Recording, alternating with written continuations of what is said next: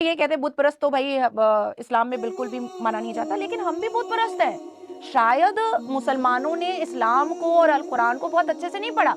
اور الف لام میم کے ورسز 34، 35 اور 36 کو ہم پڑھتے ہیں تو اس میں صاف لکھا ہوا ہے کہ اللہ تبارک تعالیٰ نے آدم علیہ السلام کو مٹی کا بنایا،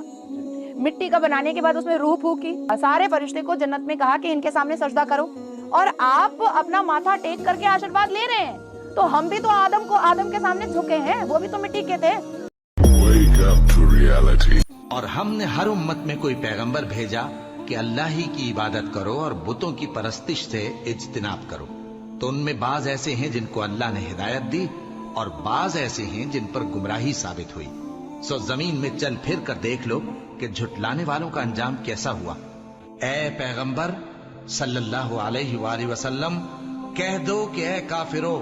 جن بتوں کو تم پوجتے ہو ان کو میں نہیں پوجتا، اور جس معبود کی میں عبادت کرتا ہوں اس کی تم عبادت نہیں کرتے، اور میں پھر کہتا ہوں کہ جن کی تم پرستش کرتے ہو ان کی میں پرستش کرنے والا نہیں ہوں، اور نہ تم اس کی بندگی کرنے والے معلوم ہوتے ہو جس کی میں بندگی کرتا ہوں۔ تمہارے لیے تمہارا رستہ، میرے لیے میرا رستہ۔ کہہ دو کہ مجھے میرے پروردگار نے سیدھا رستہ دکھا دیا ہے، یعنی دین صحیح، طریقہ ابراہیم کا، جو ایک اللہ ہی کے ہو رہے تھے اور مشرکوں میں سے نہ تھے۔